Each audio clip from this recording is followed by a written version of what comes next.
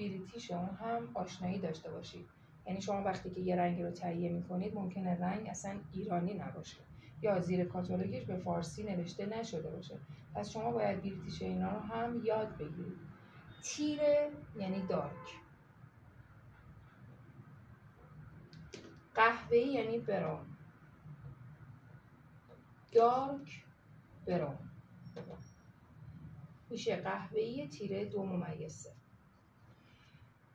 حالا اینجا رو توجه کنید، یه موقع شما رنگی رو استفاده میکنید که بعد از عدد اصلیمون به فرض 5 به جای 1 0 2 تا 0 داره.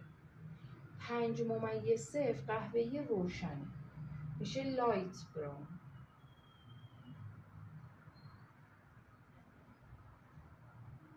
این میشه برای 1 0ش. خب برای موقعی که 2 تا 0 میشه اینجا ما اکسترا داریم.